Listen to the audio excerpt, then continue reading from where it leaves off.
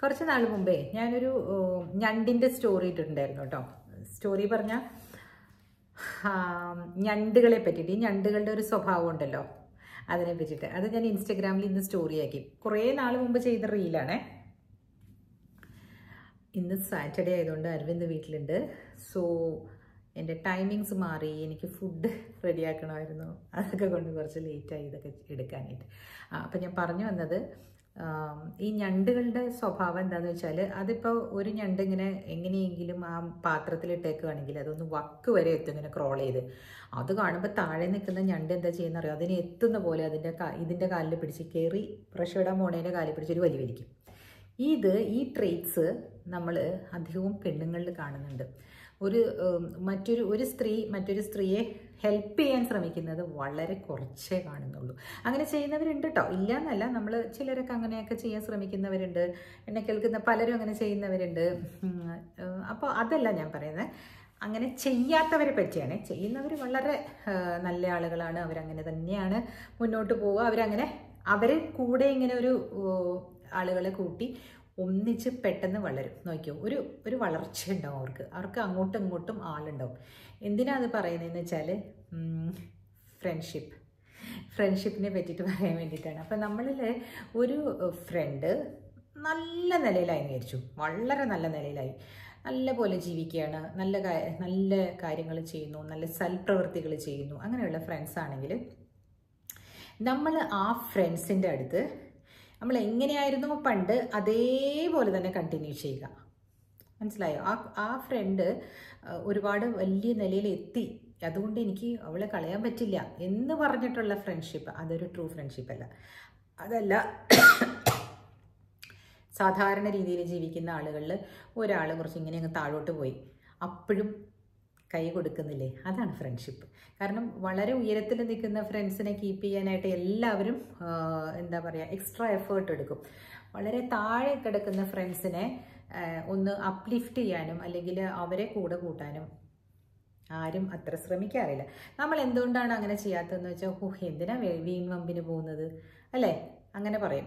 തമിഴിൽ അങ്ങനെ പറയും, വീണ വമ്പ് വേണ്ട, അങ്ങനെ വിചാരിക്കും. ഒരിക്കലും അങ്ങനെ ചെയ്യരുത്. നിങ്ങൾ ഒരു ഫ്രണ്ടിനെ ചൂസ് ചെയ്തിട്ടുണ്ടെങ്കിൽ ഉയർച്ചയിലും താഴ്ചയിലും അവരുടെ കൂടെ നിൽക്കുക. പക്ഷെ ജെന്യുവിൻ ആയിരിക്കണം, ആ ഫ്രണ്ടും ജെന്യുവിൻ ആയിരിക്കണം, അവരുടെ ആവശ്യങ്ങളും ജെന്യുവിൻ ആയിരിക്കണം.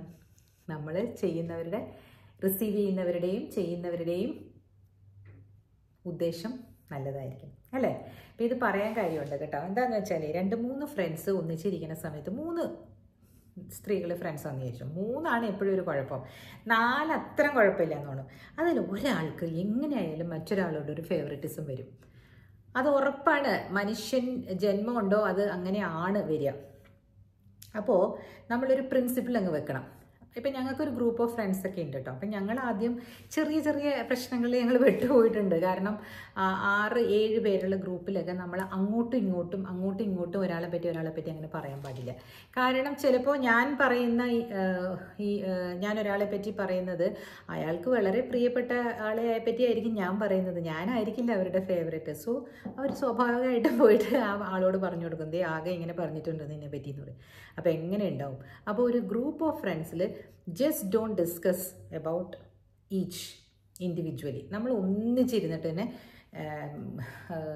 കാര്യങ്ങൾ ചിരിക്കുകയും കളിക്കുകയും കരച്ചിലാണെങ്കിലും ഒക്കെ ഒന്നിച്ച് തന്നെ ചെയ്യാം. ഒരാളോട് വിളിച്ചിട്ട് മറ്റൊരാളുടെ കാര്യം പറയരുതെന്നാണ് കേട്ടോ ഞാൻ പറഞ്ഞത്. ചിലപ്പോൾ എനിക്ക് ഫേവറേറ്റ് ആയിട്ടുള്ള ഒരു ആളുണ്ടാകും ഈ 6 പേരിലും.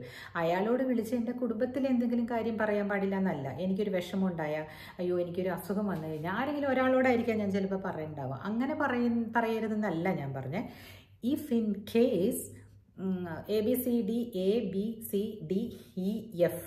എഫിനെ പറ്റി എയുടെ അടുത്ത് പോയിട്ട് ബി പറയാൻ പാടില്ല. മനസ്സിലായോ? അതാണ് ഞാൻ ഉദ്ദേശിച്ചത്. എപ്പോഴും നോക്കിക്കോ, 3 പേര് ഉണ്ടാകുമ്പോൾ അതൊരു ശണ്ടയാവാറുണ്ട്. അപ്പോൾ ആ 3 പേര് തമ്മിൽ ഇരുന്ന് സംസാരിക്കണം. ഫ്രണ്ട്ഷിപ്പ് ഒരിക്കലും വിട്ടുകൊടുക്കരുത്.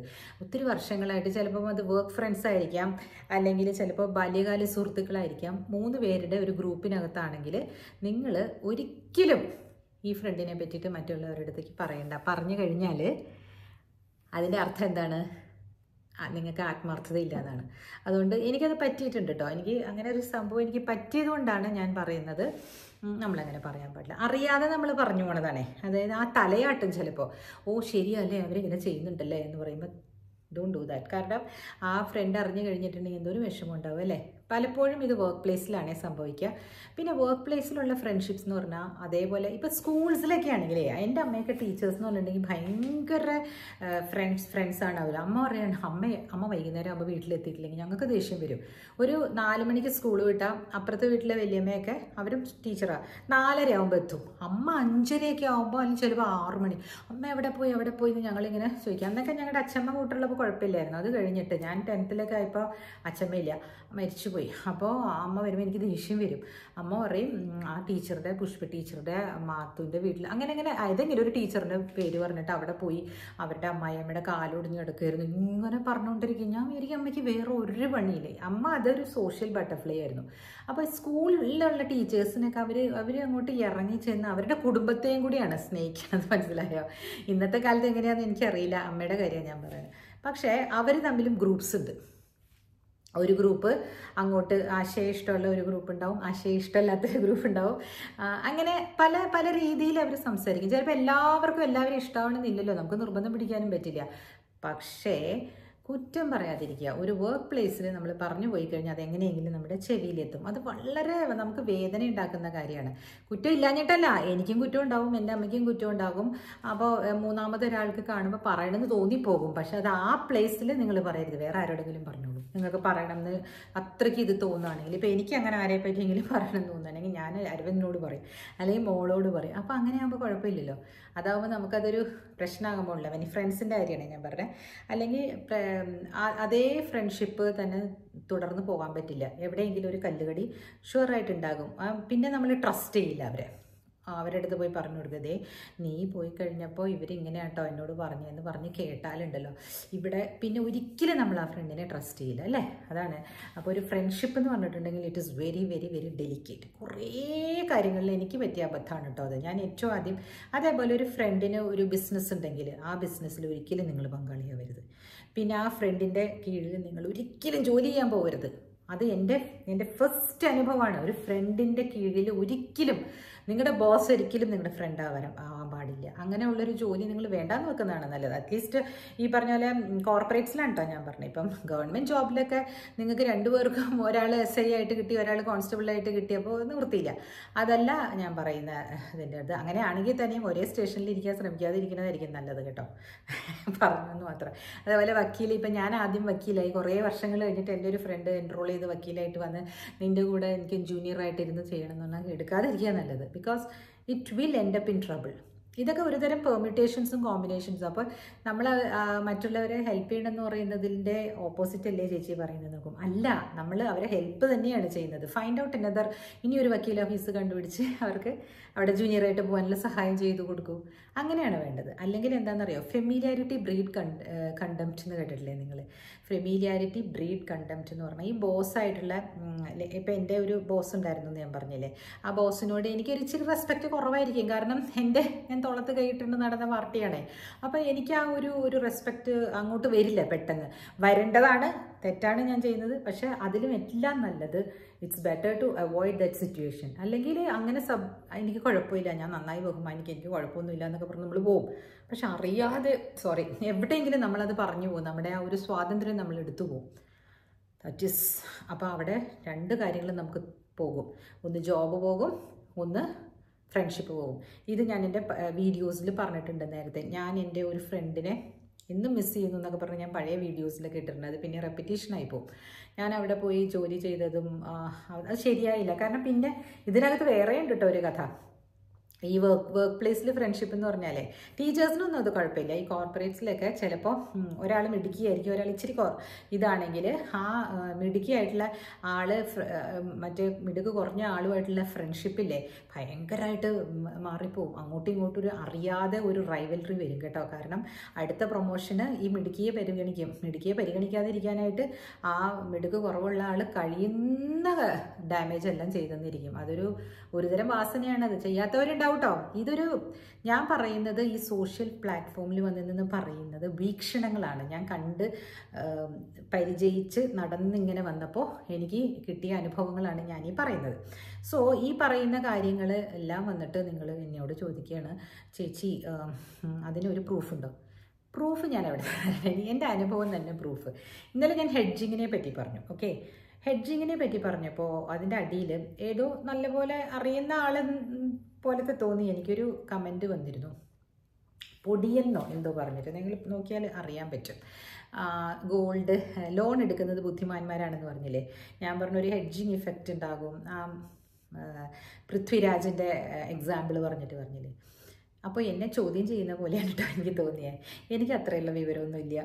ആ പറഞ്ഞ ആൾ ഇനിയും ഇത് കേൾക്കുന്നുണ്ടെങ്കിൽ ഞാൻ പറയട്ടെ, ഹെഡ്ജിങ് എന്ന് ഞാൻ ഉദ്ദേശിക്കുന്നത് എൻ്റെ ഇംഗ്ലീഷ് വാചകങ്ങളാണ്. It is not something which I know about trading. എനിക്ക് ട്രേഡിങ് അറിയില്ല, ഞാനതിൽ തൊടാനേ പോയിട്ടില്ല. ഷെയർസും ഒന്നും ഞാൻ ചെയ്യില്ല.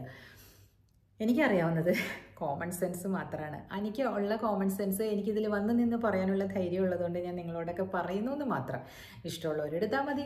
അപ്പോൾ ആണുങ്ങൾക്ക് സാധാരണ രീതിയിൽ സ്ത്രീകൾ വന്ന് നിന്ന് ഇങ്ങനെ ഘോരം പ്രസംഗിക്കുന്നത് ഇഷ്ടമാവാറില്ല എന്ന് ഞാൻ പറഞ്ഞില്ലേ. അതിലാരോ ആണ് ചോദിച്ചിരിക്കുന്നതെന്ന് ഞാൻ വിചാരിക്കുന്നു. ചിലപ്പോൾ ജെനുവിനായിട്ട് ചോദിച്ചതുമായിരിക്കാം. പക്ഷേ ലെറ്റ് മീ ടെൽ യു, എനിക്ക് ഫിനാൻസുമായിട്ട് യാതൊരു ബന്ധവുമില്ല. ഞാൻ ചെയ്തു വന്ന കാര്യങ്ങൾ ഞാൻ പറയുന്നു മാത്രം. അത് വേണമെങ്കിൽ എടുക്കാം, അതൊരു അഡ്വൈസായിട്ട് എടുക്കേണ്ട, അത് എപ്പോഴും ഒരു നല്ലത് തന്നെയാണെന്നുള്ള അഭിപ്രായമാണ് എൻ്റേത് കേട്ടോ. അപ്പോൾ ഹെഡ്ജിങ് എന്ന് പറയുന്നത് പിടിച്ചു നിൽക്കാൻ വേണ്ടിയിട്ട്, ഈ ഇൻഫ്ലേഷനൊക്കെ ഒന്ന് പിടിച്ചു നിൽക്കാൻ പറ്റുന്ന ഇൻസ്ട്രുമെൻറ്റ്സ് എന്തൊക്കെയാണ്? നമ്മൾ സാധാരണ രീതിയിൽ ഹെഡ്ജിങ്ങിന് ഉപയോഗിക്കുന്നത് ഗോൾഡാണ്. അതുകൊണ്ടാണ് ഞാൻ പറഞ്ഞത് ഒരു ഹെഡ്ജിങ് ഇഫക്റ്റ് ഉണ്ടാവും ഗോൾഡിന്. പിന്നെ ഇതേപോലെ ഇവർ ഈ ലോൺ എടുത്തിട്ട് വീട് വാങ്ങിച്ചിട്ട് കയ്യിൽ പൈസ ഉണ്ടെങ്കിൽ ആ പൈസ ഇതുപോലെ ഇൻസ്ട്രുമെൻറ്റ്സിലൊക്കെ ഇട്ടിട്ട് 20 years വെയിറ്റ് ചെയ്ത് കഴിഞ്ഞാൽ you will be getting this much of crores എന്ന് പറഞ്ഞപ്പോൾ എന്നോട് ഇൻഫ്ലേഷൻ്റെ റേറ്റും അനുപാതവും ഒക്കെ ചോദിച്ചിരിക്കുന്നു അതിനകത്ത്. So let me tell you, I surrender. എനിക്കതൊന്നും അറിയില്ല കേട്ടോ. എനിക്കറിയാവുന്ന കാര്യങ്ങൾ മാത്രം ഞാൻ പറഞ്ഞാൽ മതിയില്ലേ. അറിയാൻ വയ്യാത്തതൊക്കെ വന്നെന്ന് ഞാൻ പറഞ്ഞു തന്നു കഴിഞ്ഞിട്ടുണ്ടെങ്കിൽ എത്രയോ വീഡിയോസ് ഫിനാൻസിൻ്റെ ഉണ്ട് ഇതിനകത്ത്. എത്രയോ നല്ലപോലെ എക്സ്പ്ലെയിൻ ചെയ്യുന്ന ആൾക്കാരൊക്കെ ഉണ്ട്. ഞാൻ എപ്പോഴും പറയാറുണ്ട്, നിഖിൽ ഗോപാലകൃഷ്ണൻ്റെ വീഡിയോസ് കാണും, മണി ടോക്സ് വിത്ത് നിഖിൽ. അതിൽ അദ്ദേഹം നല്ല രീതിയിൽ ഈ സ്ത്രീകൾക്ക് പറഞ്ഞു തരേണ്ട കാര്യങ്ങളെല്ലാം അതിലുണ്ട്. എങ്ങനെയായിരിക്കണം നിങ്ങൾ ചെയ്യുക. പക്ഷേ അവരൊക്കെ ഈ പറഞ്ഞ പോലെ സ്റ്റോക്ക് ബ്രോക്കിങ്ങിലാണ് അധികം ഇത് പറയുക. അപ്പോൾ ഞാൻ പറയുന്നത് എൻ്റെ അനുഭവം മാത്രമാണ്, അവർ പറയുന്നത് അവരുടെ പ്രൊഫഷണൽ എക്സ്പെർട്ടൈസാണ്. സോ അത് എൻ്റെ അനുഭവങ്ങൾ കേട്ടിട്ട് നിങ്ങൾക്ക് പ്രൊഫഷണൽ എക്സ്പെർട്ടൈസ് ഉള്ളവരുടെ അടുത്ത് പോകാൻ തന്നെയാണ് കേട്ടോ ഞാൻ പറയുന്നത് എപ്പോഴും. അങ്ങനെ ആയിരിക്കണം. അല്ലെങ്കിൽ നമ്മൾ കൊടുക്കുന്ന പൊട്ട അഡ്വൈസ് വെച്ചിട്ടൊക്കെ അവർ മേടിച്ച് കഴിഞ്ഞിട്ട് ചേച്ചി പറഞ്ഞിട്ട് കുറേ ഗോൾഡ് മേടിച്ച് വെച്ചു, ഒരു കാര്യം ഉണ്ടായില്ല എന്ന് പറയരുത്. ഇത്ര നാളത്തുള്ള എക്സ്പീരിയൻസ് വെച്ച് നമുക്ക് പറയാൻ പറ്റുള്ളൂ. നാളെ പണ്ട് രാജാക്കന്മാരുടെ കാലത്ത് മുത്തുക്കൾക്കായിരുന്നു, മുത്തില്ലേ, പേൾസിനായിരുന്നു കൂടുതലും പ്രാധാന്യവും. അതെല്ലാം അന്നൊക്കെ പേൾസ് ഇങ്ങനെ ലാബ് ഡെവലപ്ഡ് പേൾസ് ഇല്ലല്ലോ. അപ്പോൾ അത് എവിടെ, കടലിൻ്റെ ആഴങ്ങളിൽ പോയി കൊണ്ടുവരണം. അതധികവും ശ്രീലങ്കയിലൊക്കെയാണ് പോയി കൊണ്ടുവരിക എന്ന് പറഞ്ഞിട്ടുണ്ട്. അങ്ങനെ കൊണ്ടുപോയപ്പോഴാണ് ഒരു രാജ്പുത്തിൻ്റെ കൂടെ നമ്മുടെ പത്മിനി എന്ന് പറഞ്ഞ മുത്തിനെ കൊണ്ടുവന്നു എന്ന് പറഞ്ഞ് കേട്ടിട്ടില്ലേ. അവിടെ നിന്ന് ഏറ്റവും പ്രഷ്യസ് ആയിട്ടുള്ള ശ്രീലങ്കൻ രാജകുമാരിയായ പത്മിനിയെ കൊണ്ടുവന്നു. എന്നിട്ട് പത്മിനി സതി അനുഷ്ഠിച്ച കഥയൊക്കെ നമ്മൾ ഹിസ്റ്ററിയിൽ പഠിച്ചിട്ടില്ലേ. അപ്പോൾ ആ സമയത്ത് മുത്ത് വാങ്ങിക്കാൻ വേണ്ടിയിട്ട് രാജാക്കന്മാർ അവിടെ നിന്ന് ശ്രീലങ്കയിലേക്കൊക്കെ പോകുമായിരുന്നു അത്രേ. അപ്പോൾ അതാണ് പറഞ്ഞു വരുന്നത്. അപ്പം അന്ന് മുത്തിനായിരുന്നു കൂടുതൽ ഇത്. ഇന്നും മുത്തിന് വിലയുണ്ട്. ഈ പറഞ്ഞ ആഴങ്ങളിൽ നിന്ന് കൊണ്ടുവരുന്ന മുത്തിന് ഒക്കെ വിലയുണ്ട്. ലാബ് ഡെവലപ്ഡിന് അത്രയില്ല. അതിനെപ്പറ്റിയും നമുക്കറിയില്ല. അപ്പോൾ പക്ഷേ അത് തിരിച്ചു വാങ്ങിക്കുമോ അതും അറിയില്ല. അപ്പോൾ അങ്ങനെയുള്ള കാര്യങ്ങൾ ആരും വാങ്ങിക്കാറില്ലേ. പിന്നെ ഡയമണ്ട്സ് ഒക്കെ തിരിച്ച് വാങ്ങിക്കുന്നുണ്ട്, അതിന് കുറച്ച് വിലയൊക്കെ കൂടുതൽ കിട്ടുന്നുണ്ട്. But I don't know whether it is as good as gold. അപ്പോൾ നിങ്ങൾ ഇതൊക്കെ ഒരു ഇതായിട്ട് എടുക്കുക. അപ്പോൾ ഇന്നത്തെ ടേക്ക് എന്താണ്? ഫ്രണ്ട്സിനെ ബോസ്സാക്കരുത്, ഫ്രണ്ട്സിൻ്റെ കീഴിൽ പണിയെടുക്കാൻ പോകരുത് എന്ന് തന്നെയാണ് എൻ്റെ അഭിപ്രായം. പക്ഷേ അത് ഗവൺമെൻറ് ജോബാണെങ്കിൽ നമുക്ക് നിവൃത്തിയില്ല, പോയേ പറ്റുള്ളൂ. അല്ലാതെ നമ്മൾ ചൂസ് ചെയ്യുന്ന സ്ഥലമാണെങ്കിൽ ഡോണ്ട് ഡു ഇറ്റ്. അപ്പോൾ എന്താണെന്നറിയോ, പക്ഷേ വേറൊരു കാര്യം, നമുക്ക് ജോലി കിട്ടണമെങ്കിൽ ചിലപ്പോൾ റെഫറൻസസ് വഴിയല്ലേ കിട്ടുള്ളൂ. അങ്ങനെ പോവുകയാണെങ്കിൽ അവിടെ നിന്നത് പഠിച്ച് നല്ലപ്പോഴേ മാറിക്കൊള്ളുക. മനസ്സിലായില്ലേ? നമ്മളൊന്നും ഒരു ഇടയാനുള്ളൊരു ഇടവരുത്തരുത്. അതിന് മുമ്പേ നമ്മൾ മാറണം. പിന്നെ ഒരിക്കലും നിങ്ങൾ 3 പേരായിട്ട് ഇരിക്കുമ്പോൾ 3 പേരായിട്ട് തന്നെ ഇരിക്കുക. ഒരാൾ ആ മൂന്നാമൻ രണ്ടാമനോടും മൂന്നാമൻ ഒന്നാമനോടും അല്ലെങ്കിൽ അങ്ങോട്ടും ഇങ്ങോട്ടും ഒരിക്കലും അവരെ പറ്റിയിട്ട് ഒരു കംപ്ലൈൻറ്റും ഒന്നും നിങ്ങൾ പറയാതിരിക്കുക. കേട്ടോ. ഒരു ഗ്രൂപ്പ് ഓഫ് ഫ്രണ്ട്സ് ആണെങ്കിൽ ഇനിയും കെയർഫുള്ളായിരിക്കണം. Just be nice to every one. അത് പറ്റിപ്പോയതുകൊണ്ട് പറ്റുന്ന അനുഭവങ്ങളാണല്ലോ എന്ന് പറയുന്നത്. അപ്പോൾ പറയും ചേച്ചി ഞങ്ങൾക്ക് പറ്റിയിട്ടുണ്ടെന്ന്. അപ്പോൾ ഇനി നമുക്ക് എല്ലാവർക്കും പറ്റാതിരിക്കാൻ സൂക്ഷിക്കാം. ഓക്കെ, അപ്പോൾ ചിയേഴ്സ്. ഇനി നാളെ വരാം കേട്ടോ. ചെറിയ ചെറിയ വീഡിയോസ് ആകുമ്പോഴേ എല്ലാവരും മുഴുവനും കേൾക്കുള്ളൂ. അപ്പോൾ സബ്സ്ക്രൈബ് ചെയ്യണം, എന്നെ ഇതേപോലെ പ്രോത്സാഹിപ്പിച്ചുകൊണ്ടിരിക്കണം കേട്ടോ.